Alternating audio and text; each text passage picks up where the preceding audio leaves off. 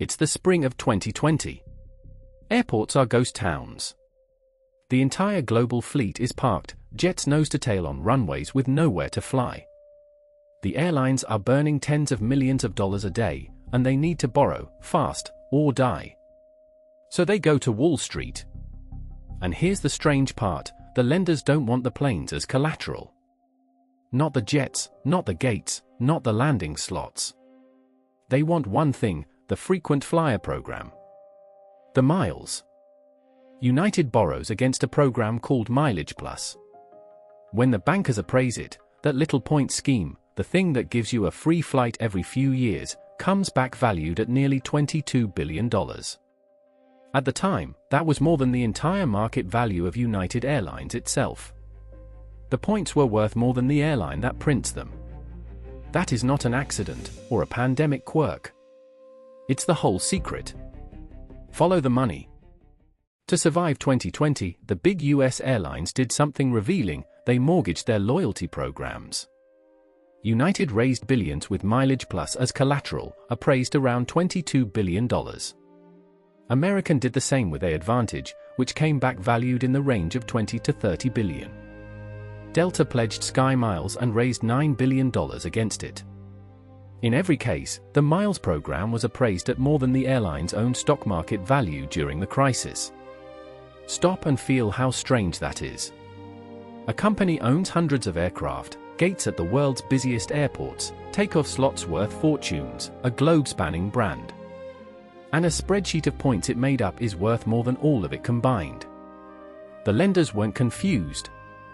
They understood something most passengers never do. The flying part of an airline is a brutal, low-margin, fuel-burning grind that regularly goes bankrupt.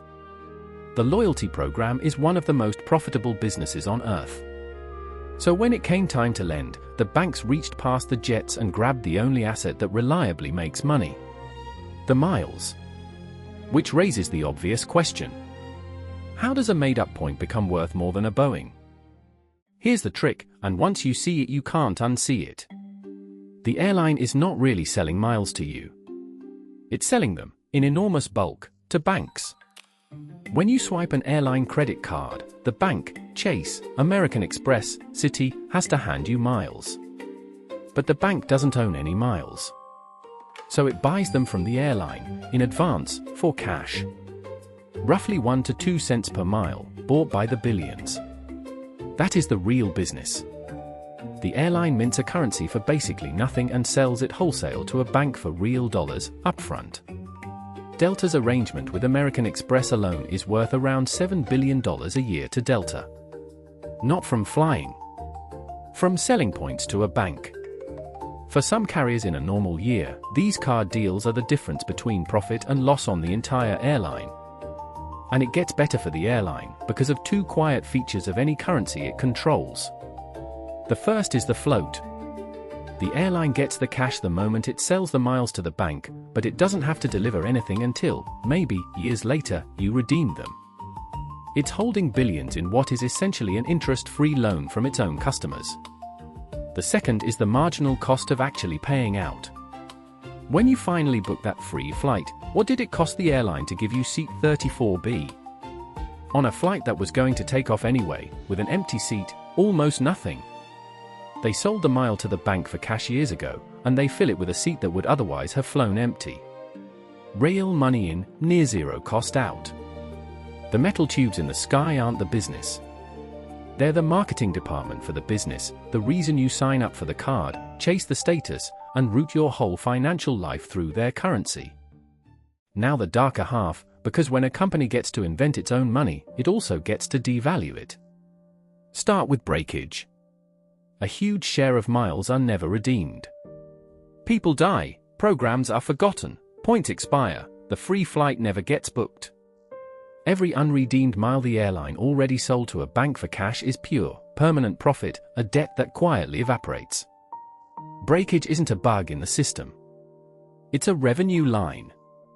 Then there's devaluation. Your miles have no fixed value, and the airline can change what they're worth whenever it likes. Over the last decade, airlines quietly shifted to dynamic pricing. The flight that cost 25,000 miles now costs 60,000 for the same seat. No announcement. Your savings just silently lost purchasing power. It's inflation, run by a central bank that answers to no one, printing a currency you can only spend in their store. And you can't leave the currency easily, because the whole design is built to lock you in: the status, the free bag, the lounge, the sense that switching airlines means abandoning a balance you've worked for. That balance is the leash. So strip away the jet bridge and the safety demo, and here's what a modern airline actually is: a company that prints a private currency, sells it wholesale to banks for billions in real cash, holds your deposits interest-free, profits when you forget to spend, and quietly devalues the balance the whole time. The flights are the customer acquisition cost. And the transferable lesson goes way past airlines. Whenever a business offers you points, rewards, credits, coins, anything that isn't real money, ask 3 questions. Who buys this currency for actual cash? Who controls what it's worth? And what happens to the balance if you forget about it? Because the more a company nudges you off dollars and onto its own private points, the more likely it is that the points are the profit center, and you are the raw material. The next time an airline tells you those miles are a gift, remember what a bank was willing to pay for the machine that makes them, and who, in that transaction, was actually being sold. An airline that's really a bank, flying planes to print money. Next week, the flower that cost more than a house, and the first financial bubble in history.